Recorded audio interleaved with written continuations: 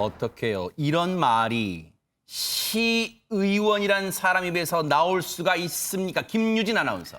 네, 더불어민주당 소속 한 시의원이 공개석상에서 국회의원은 시민의 대표니까 공공기관 직원에게 욕을 해도 된다라는 막말을 해서 파문이 일고 있습니다. 지금 이 이야기만 들으시면 이게 진짠가 싶으시죠? 영상으로 직접 확인해 보시죠. 국회의원의 시의원 누가 뽑습니까? 우리 국민들이 뽑습니다. 일개 직원들에 대한 노조를 구성해가지고 국민이 뽑은 국회의원을 함부했습니다. 그걸 국민을 무시하는 거예요. 라고 욕할 수도 있습니다. 정치인들은 시민의 대표니까 안 그래요? 할 수 있지 않습니까? 정치적인 얘기는 좀 삼가해 주세요. 위원장님 그렇게 말씀하시면 안 됩니다. 아니 시민들이 나중에 볼 건데. 아니 시민이 보라고 말씀하는 거 아닙니까? 그러면 정리 좀. 시민들 이게 지금 영화의 한 장면이거나 그런 게 절대 아닙니다.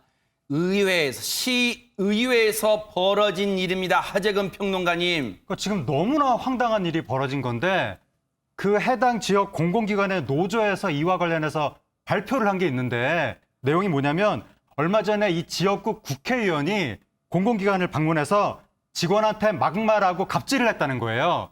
그래서 공공기관 노조가 그 국회의원한테 사과를 요구하는 성명서를 냈는데 네. 이게 지금 시의원이니까 일반적으로 시의원이 국회의원 눈치를 많이 보거든요. 그래서 뭐 공천 문제도 있고 하니까요. 뭐 그런 것으로 인해서 그래서 혹시 국회의원한테 잘 보이려고 안가품성 발언을 한 거 아니냐. 그러니까 스스로도 이렇게 얘기했잖아요. 이 공공기관이 노조를 구성해서 국민이 뽑은 국회의원을 함부로 했다. 허허. 결국 그 국회의원의 심기를 풀어주기 위해서 이렇게 이야기를 한 것이 아닌가. 그렇게 생각이 되는데 아니 이게 너무 이거는 국회의원을 뽑은 국민을 무시하는 것이다. 이렇게 시의원이 주장을 했는데 네. 국민이 지금 국회의원들어 공공기관 가서 대접받으라고 뽑아준 게 아니거든요. 네. 저 시의원이 바로 국민을 무시하고 있는 것 같습니다. 네.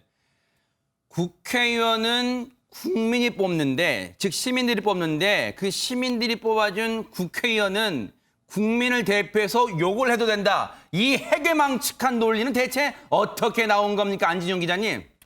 네, 이 논란이 불거지면서요. 거기 이 조 의원이 일곱 자리 이제 소명서를 냈거든요. 네. 그 내용을 보면은요, 공공기관의 허술한 홍보, 운영, 인건비 등에 대한 따끔한 질문을 시민들이 제게 요구해서 질책을 한 거라는 입장을 내놨고요. 네. 그리고 이 또한 시민의 대표이자 민심을 대변하는 시의원의 역할이라고 거듭 주장을 했습니다. 네. 그리고 이 문제의 발언 같은 경우 공공기관에 대한 성남 민심을 객관적으로 전달한 것이라는 취지로 해명을 내놨습니다. 공공기관에 대해서 공공기관에 예를 들어서 방만한 경영 등 뭐 여러 가지 문제점이 있을 수 있잖아요. 그래서 거기에 대한 시민, 국민의 분노를 표출할 수 있죠. 그런데 그 표출 방법이 뭐라고요? 국회의원을 통해 해당 지역구의 국회의원을 통해서 그 입에서 개 땡땡 이걸 할 수 있다고요? 국회의원은? 대체 어느 나라 논리로 어느 나라 발상으로 그거 해도 된다는 거예요. 관련해서요. 해당 시의원의 입장 직접 들어보고 이어가 보도록 하겠습니다. 처음에 제가 어떻게 얘기했죠? 객관성 있게 얘기하자고 순서가 있어요. 계란이냐 병아리냐 순서를 지금 가지고 얘기를 해야 돼. 하고 싶은 그래서 사업이 잘못된 부분을 가지고 이야기를 해줘야지 거기에 대한 부분을 다뤄놓은 거예요. 시민이 그렇게 하라고 했어요. 내 대신 그렇게 해라. 구동놈, 뭔놈 막 시민이 그렇게 하라고 했으니까 해도 되는 거 아니냐. 아, 여기도 된다고요? 거기에 대해서 제가 요구한 것은 아니지 않습니까? 이는 실수하는 부분이 전혀 지금 생각을 갖지 않고 있다는 얘기고 이렇게 하면 의원들 제갈 물리는 거예요. 앞으로 이런 것을 의정 활동을 어떻게 하겠습니까? 조남석 시의원은 아주 특출한 이 능력을 갖고 있나 봐요. 유인경 평론가님 막 시민들이 그렇게 해, 막 해, 욕해도 돼, 막 그렇게 해 이런 게 막 들리나 봐요 지금. 저도 시민의 한 사람으로서 시의원 선거를 합니다. 그런데 한 번도 제가 그런 분들에게 저 대신에 나가서 욕을 해주세요. 더구나 쌍욕을 해주세요라는 얘기를 하지 않는다라는 거죠. 그다음에 직원들이 모인 그 노조를 이야기했는데 그 직원들도 시민입니다. 많은 정치인들이 시민의 종이 되겠어요. 시민의 일꾼이 되겠어요. 하지만 결국 시민을 욕만 대신한다는 거는 굉장히 부끄러운 일이고요. 요즘 이런 유행어가 있더라. 아무 말 대잔치라고 하는데 시의회는 아무 말 대잔치 욕하는 곳이 아닙니다. 네. 표현 중에 쌍시옷 들어가는 것은 그냥 격한 네. 표현 또는 상당히 듣기에 거북한 욕 이 정도로 일단 순화해서 넘어가 보겠습니다. 네. 그런데 저게 그렇다면 저 조남석 시의원이 지금 더불어민주당 소속입니다. 그렇다면 이게 더불어민주당 전체 공식 입장일까요? 관련 얘기 들어보시고 이어가 보도록 하겠습니다. 일단 중앙당의 윤리감찰단으로 그 신고가 들어와서 저희 쪽으로 이첩이 되어 있는 상황이고요. 저희 당원 당규상의 징계는 뭐 구두 경고도 있고 당원 자격 정지도 있고 제명도 있고 하니까요. 거기에 합당한 징계는 윤리심판원에서 정하는 거라 조사를 하고 그거에 대한 합당한 징계가 있으면 징계를 하는 거겠죠? 그 조남석 의원도 이렇게 불러가지고 조사하고 하시는 건가요? 네. 그 언제쯤 부르실 계획이세요? 그것까지는 저희가 알려드릴 수는 없고요. 이수정 교수님, 사실 시청자분들이 지금 헷갈리실 것 같아요. 지금 저 조남석 시의원의 저 발언이 지금 시청자분들이 그래 맞아. 우리의 마음을 대변해줬어. 이런 마음이 들까요, 진짜로? 저는 일단은 그렇게 마음이 안 들고요. 그러니까 어떻게 보면 상당히 좀 관료적이다. 그리고 굉장히 구시대적이다. 누가 누구보다 위에 있고 그리고는 그 위에 또 누가 있어서 그 사람들을 본인이 어떻게든 뭐 대변해야 된다 이렇게 생각하는 것 자체가 사실 민주주의적 사고로부터는 굉장히 배치되는 그런 사고라고 보이고요. 네. 결국 가장 이제 중요한 분들은 납세자들입니다. 모든 권리는 사실 납세자들에게 있고요. 결국은 정치인들은 그들의 종이다 이렇게 보시는 게 맞을 겁니다. 저분들 월급은 사실 납세자들이 열심히 노동하셔가지고 모은 그 돈으로 결국 월급 받으시는 그렇죠. 분들이 네. 저렇게 말씀하시면 결국은 투표에 대한 기본적인 기능조차 이해를 못하는 거 아니냐 이런 네. 생각이 들고요. 아하. 저런 식의 이제 관료적인 태도를 취하는 정치인들은 꼭 뭐 특정 정당에만 있는 게 아니라 기존의 사실은 모든 정치인들이 비슷한 태도를 가지고 국민들을 다스려야 한다. 만에 하나 지금이라도 이렇게 생각하신다면 생각 고치시라 네. 이런 말씀을 드리고 싶네요. 네. 바로 내년이요. 지방선거입니다. 지방선거가 되면 또다시 이런 시의원들이 또 유권자 앞에 이른바 폴더 인사를 하겠죠. 표 달라고. 한 표 주세요. 찍어주세요. 방법은 간단합니다. 해당 지역구의 유권자분들, 시민분들요. 내년에 이런 의원들, 시의원들 표로서 엄단해서 심판해 보시기를 권해 드립니다. 지켜보도록 하겠습니다.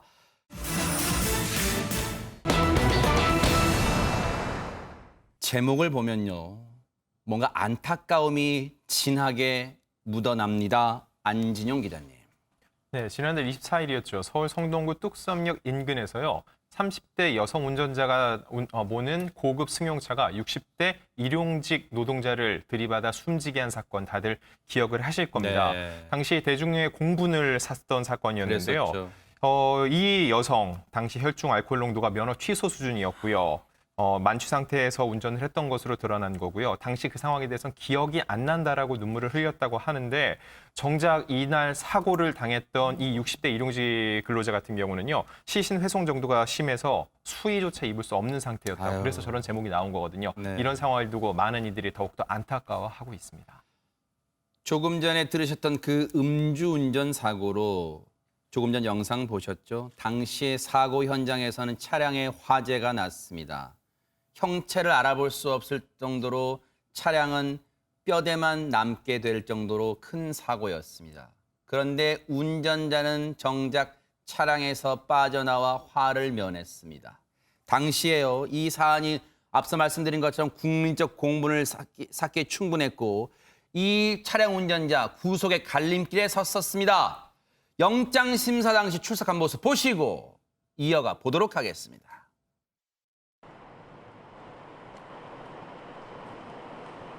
피해자하고 유족들에게 할 말 있습니까? 너무 죄송합니다. 당시 상황 기억나십니까? 하나도 기억이 안 나요. 피해자나 유가족들에게 하실 말씀 없으세요?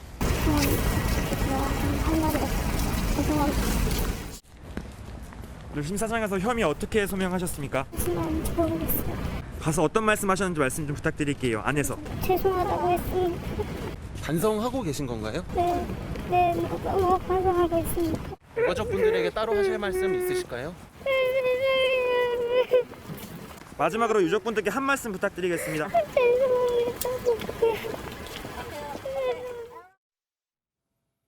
저 눈물은 시청자 여러분들이 보시기에 정말로 가슴에 와 닿으시는가요?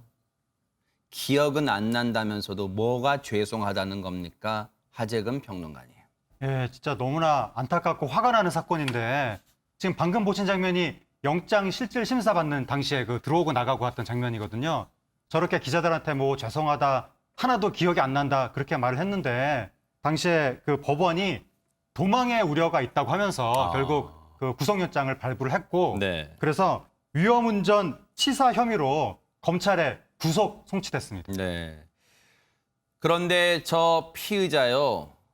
지금 이 상황이 이대로 끝나는 게 아니라 검찰에 송치됐고 앞으로 기소를 통해서 재판까지 가게 될 거예요. 그런데 유인경 평론가님, 유족들 입장에서는 지금 이 상황도 가족을 잃은 이 슬픔도 황망한데 앞으로 재판 과정까지 겪어야 한다는 게 너무너무 더 큰 시련과 고통이 따를 것 같습니다.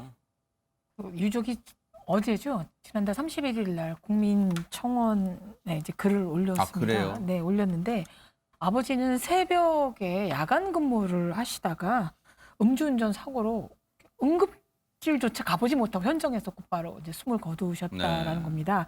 모든 아버지들이 다 가족을 위해서 애쓰시겠지만 60대의 이 피해자는 이제 가구 공장을 운영하다가 그 가구 공장이 문을 닫으면서 아이고. 일용직으로 일을 하고 있었다라고 얘기를 해요.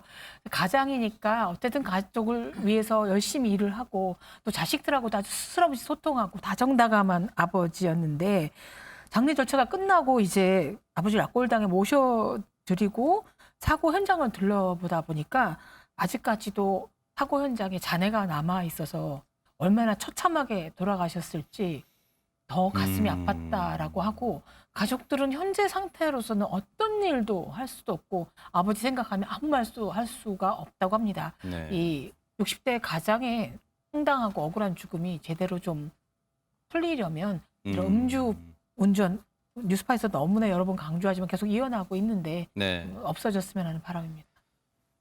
정말로 가족밖에 모르던 가장이었던 것 같아요. 가구 공장 운영하다가 어려워지자 사실은 그런 마음 있잖아요. 내가 그래도 한때는 가구 공장 운영하는 업체인데 내가 곧 죽어도 내가 일용직 근로자를 할 수 있겠어? 그런 마음도 들 수 있었을 텐데 가족의 생계를 위해서 저 생활 전선에 뛰어들었던 그런 성실한 가장이었습니다. 김유진 아나운서 아마 지금도 가족들은 이 가장의 죽음, 아버지의 죽음, 남편의 죽음을 받아들이지 못할 것 같습니다.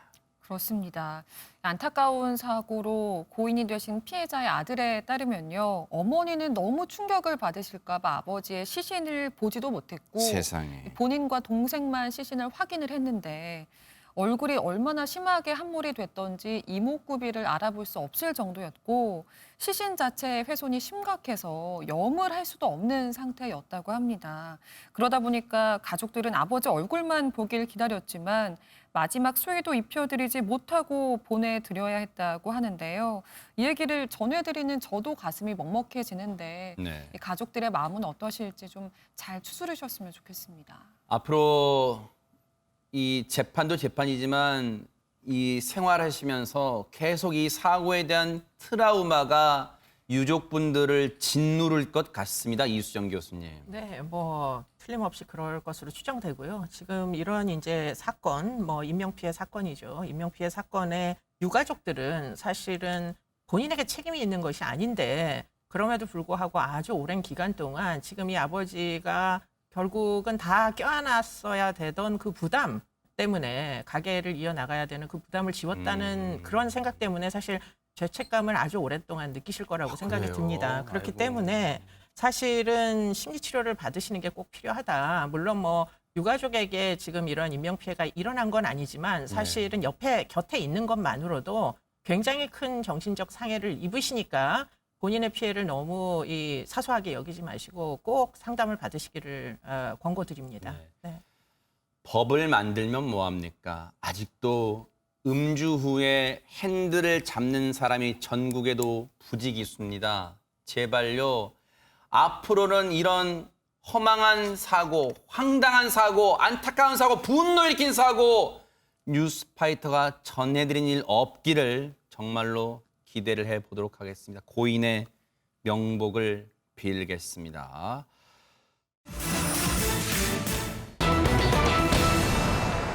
고 손정민 군 관련 얘기를 해보도록 하겠습니다. 어제도 잠시 전해드렸습니다만 지금 고 손정민 씨와 함께 있었던 동석자 A씨의 휴대전화가 발견됐었는데 그 이후에 혹시 새로 들어온 내용이 있습니까? 김유진 아나운서. 일단 어제 저희 뉴스파이터에서 그제 오전에 이 A군의 휴대전화가 발견됐다는 소식이 전해졌고 실제로 환경미화원이 이 휴대전화를 습득한 건 훨씬 전이었다라는 내용까지 전해드렸었는데요. 네. 경찰 관계자에 따르면 환경미화원은 당초에 지난달 10일부터 15일 사이에 휴대전화를 습득했다라고 진술을 했는데 네. 이후에 11일에 습득한 것 같다라면서 좀 더 확정적인 시점을 진술했다고 합니다. 날짜가 특정이 됐네요. 네, 맞습니다. 이 11일에 습득한 것이 맞다면 5월 30일에 경찰에 신고를 했으니까 19일 정도 지금 이 차이가 나게 되는 건데요. 네. 경찰은 습득 장소에 대해서는 지금 이 미화원이 2곳 정도를 이야기하고 있는데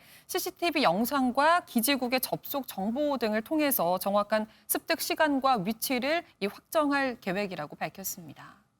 여기서 당연히 이 궁금증이 드는 대목이 왜 19일이나 지나서 휴대전화를 주웠다고 신고가 됐을까요? 안진용 기자님. 네, 이 60대 남성 환경미화원은요.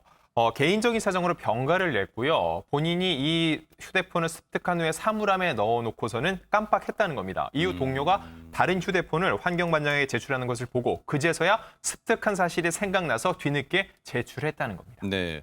아니 근데 이 부분도 석연치 않은 게 지금 이 사건이 발발한 지 한 달도 훨씬 지났단 말이에요. 그러면 경찰이 이 주변을 탐문하거나 수사할 때 분명히 그 반포 안내센터, 한강 안내센터를 찾아가서 이러이러한 상황 그리고 혹시 뭐 유실물 습득한 게 있는지를 캐 물었을 거 아닙니까, 안진영 기자님? 네, 말씀하신 대로 경찰은요, 이 손 씨의 시신을 발견한 이틀 뒤인 지난달 2일 이 반포 안내센터에 가서요 유실물을 발견한 즉시 알려달라고 3차례나 요청을 했다는 겁니다.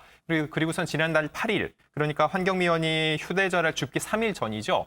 그때도 다시 한번 센터를 방문해서 비번자들을 포함해서 10명의 근무자에게요 휴대전화를 습득했는지를 물었다는 거였고 당시 이 환경미화원은 비번이었거든요. 그런데 전화를 걸어서 일일이 물었습니다. 당시만 해도 환경미화원은요 주운 휴대전화가 없다고 말을 했는데 본인은 11일 날 습득했다고 주장을 하고 있기 때문에 8일은 없다고 했던 것으로 보입니다. 그러면 보통 우리가 이제 일반적으로 휴대전화를 주었을 때 환경미화원분 입장에서 휴대전화를 주었을 때 그 주운 물건을 뭔가 앞서 환경반장 얘기도 나왔습니다만 그 상급자, 관리자에게 신고를 하는 게 일반적이었을 텐데 이수영 교수님, 물론 추정입니다만 왜 이분은 물론 자신의 어떤 상황, 개인적 상황을 부연 설명했어요. 그렇다더라도 많은 분들이 석연치 않다. 왜냐하면 이 사안은 이미 그 사이에 손정민 씨 사건은 뉴스로 상당히 전국적으로 알려졌던 상황이 아닐까 이런 생각을 해봅니다. 네, 뭐 딱 그 오해받기 쉬운 지금 상황이 전개가 된 것으로 보입니다. 정말 안타깝게 이제 A군의 휴대전화를 온 사람들이 거의 아마 뭐 찾은 사람들 비공식적으로 따지면 수천 명이 아마 찾았을 거예요. 그런데 안 나오던 게 이제서야 뒤늦게 나오니까 딱 이제 오해받기 참 십상인데요. 그래서 경찰도 나름대로 이 지금 환경미화원의 진술이 신빙성이 있는 진술인지를 확인을 하는 와중에 있는 것으로 보이고요. 네. 그렇기 때문에 제가 알기로는 법체면 수사까지 지금 집행을 한 것으로 그렇게 알려지고 있습니다. 아하. 유인경 평론가님, 휴대전화를 해당 환경미화원분이 언제 주었는가도 중요하지만 어디서 주었는가 그 습득 장소에도 지금 관심이 쏠리고 있습니다. 예, 근데 습득한 환경미화원의 동료의 말로는 그 주운 환경미화원이 잔디밭이라 그래요. 라고 하는데 한강공원의 잔디밭이 너무나 광범위하지 그러네요, 않습니까? 맞아요. 그래서 아마 또 오해를 살 수도 있을 것 같고요. 근데 경찰 관계자도 이제 신문해봤더니 습득 장소를 정확히 기억하지 못한다라는 겁니다. 그러니까 뭐 유관상 잔디밭이라고 하더라도 워낙 사람들이 많이 이제 돌아다니고 통행이 많은 데다가 지금 뭐 잔디밭이 막 푸르게 올라온 상황이 아니라는 거죠. 그런데 저 특정 회사에 저런 색깔의 휴대폰을 모아지면 육안으로 금방 주울 수 있는 제품이거든요. 그래서 많은 사람들이 좀 의혹을 갖게 될 수밖에 없지 않느냐. 왜 하필 그 시간이고 잔디밭에 놓여지면 환경미화원분이 아니라 행인이라도 주울 수 있었을 텐데라고 해서 점점 이 사건이 이렇게 국민적 관심이 모아지는 것 같습니다. 그러니까요. 저도 비슷한 글을 네티즌의 글에서 읽은 기억이 납니다만 당시에 환경미화원분들은 대부분 일정한 방식으로 이 자기가 맡은 구역을 청소하거나 관리하는 게 일반적이라면 글쎄요. 4월 25일 날 실종됐고 이후에 5월 11일 날 해당 휴대전화를 습득했다면 주었다면 그 사이에 그곳에 많은 인파가 한강공원을 찾았을 텐데 지금 유인경 평론가의 말씀이 바로 그 점을 이제 지적한 겁니다. 왜 혹시라도 갑자기 풀숲을 뒤지거나 돌사를 뒤지거나 그러지는 않았을 텐데 그렇게 그동안은 일반인들에게 눈에 띄지 않았던 점도 참 궁금한 대목이다. 의아한 대목이다. 지금 이런 생각이 많은 분들이 든다는 거예요. 그런데 그렇다고 지금 환경미화원분을 의심하거나 그런 차원은 아닙니다. 그런데 많은 분들이 지금 의구심을 나타내고 있어요. 그런데 법 최면 조사를 환경미화원분에 대해 실시를 했다는데 혹시 지금 실시가 된 건지 아니면 실시할 예정인가요? 안진용 기자님.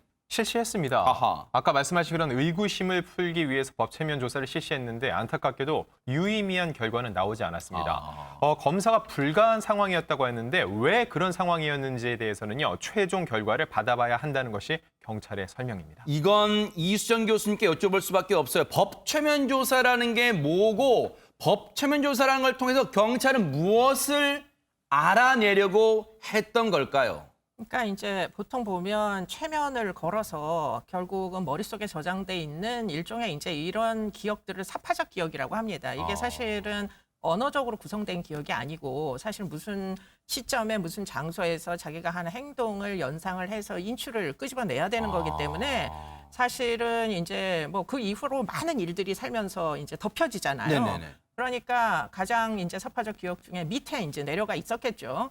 그렇기 때문에 위에 눌려져 있는 모든 이제 방해 요인들을 다 최면으로 걷어내고 맨 처음에 이제 그 휴대폰을 발견을 했던 그 장면을 연상시키는 겁니다. 왜냐하면 눈으로 본 거 그리고는 귀로 들은 거 이런 감각적인 경험이라는 게 사실은 그 사파적 기억의 핵심이기 때문에 최면을 걸어서 좀 더 방해가 없는 상황에서 인출을 하려는 이런 시도인데요. 지금 이 사건에서 5차례 이제 법체면 수사를 했는데요. 이유는 이게 지금 마지막 순간에 CCTV 영상이 없잖아요. 네네. 더군다나 이제 누군가 마지막 순간을 정확하게 진술하는 사람도 없다 보니까 결국은 이런 방법이라도 동원을 했어야만 했는데 문제는 이 법체면 수사가 언제나 성공하는 것은 아닙니다. 아, 그래요? 네, 워낙에 내가 경험했던 사건 자체가 별로 중요하게 여기지 않았다면 이제 입력 자체가 너무 약하게 된 정보들은 또 잘 끄집어낼 수가 없어요. 그렇기 때문에 지금 상당히 지금 친구 A군에 대한 법체면 수사도 초기에는 실패했던 것으로 그렇게 이제 나오고 있고 네. 아마도 만취했기 때문에 법체면 수사를 집행하기가 굉장히 어려웠던 것으로 알고 있고요.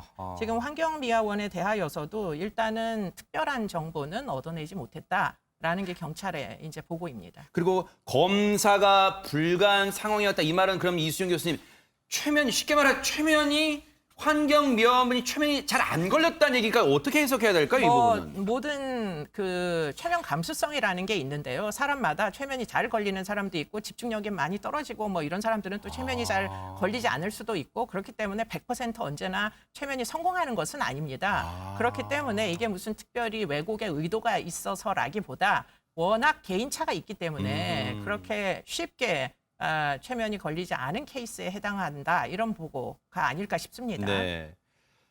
그런 가운데 지금 동석자 A씨의 휴대전화가 발견됐기 때문에 경찰은 비밀번호 등을 통해서 A씨의 것이라는 것을 확인했잖아요. 그런데 그 내용에 뭐가 담겼는지 포렌식 조사를 한다 그랬잖아요. 결과가 혹시 나왔을까요? 김유진 아나운서. 네, 그렇습니다. 서울경찰청은 A군의 휴대전화를 포렌식한 결과 사건 당일 오전 7시 2분에 전원이 꺼진 뒤 다시 켜진 사실이 없다라고 밝혔습니다.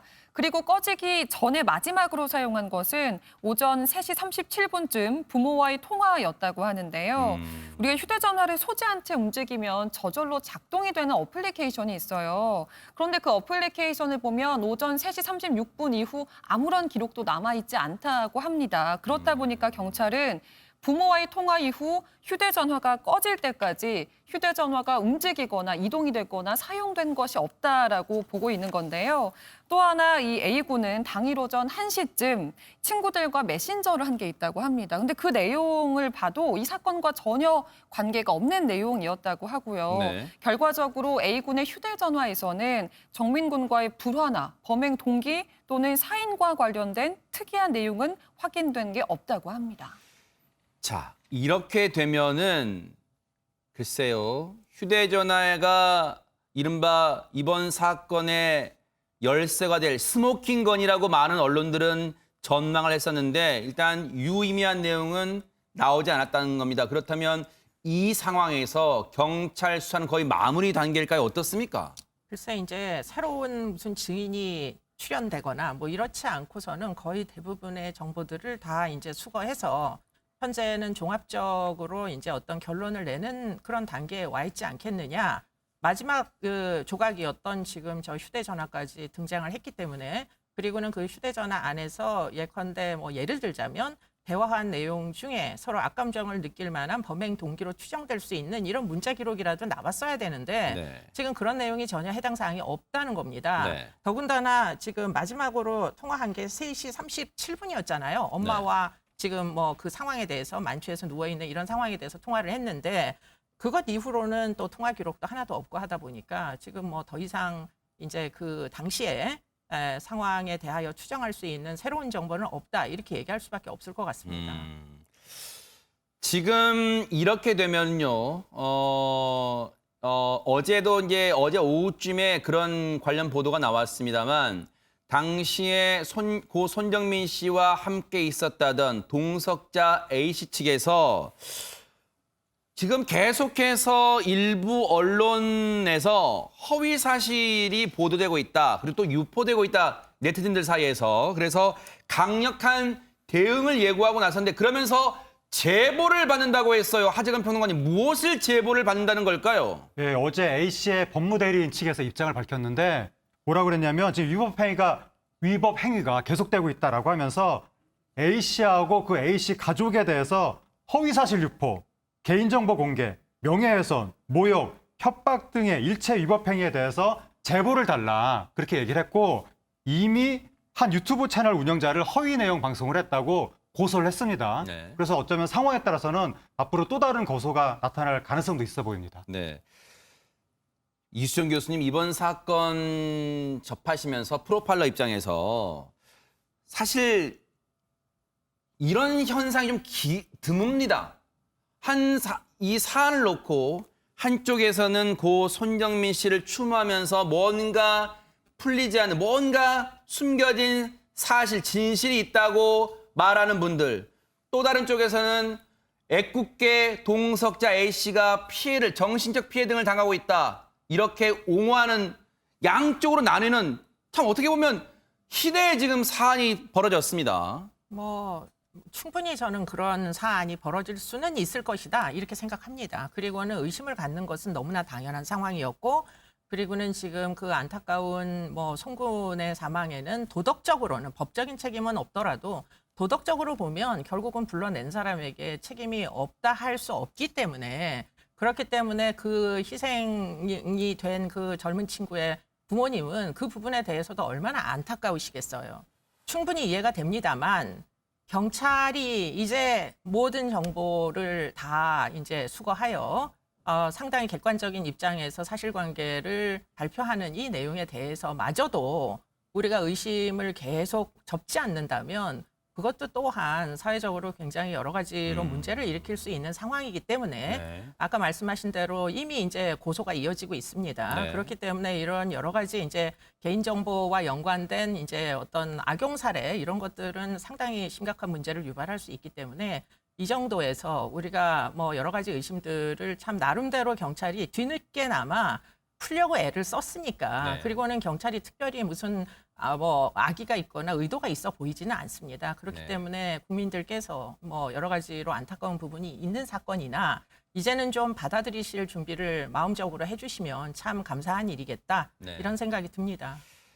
자, 그런 가운데요. 오늘 오전에 일부 시민들이 서울경찰청을 방문했다는 얘기가 들리는데 이건 어떤 내용일까요? 김유진 아나운서. 네, 오늘 오전 서울경찰청 앞에서요. 반포 한강 사건 진실을 찾는 사람들, 이른바 반진사의 기자회견이 있었습니다.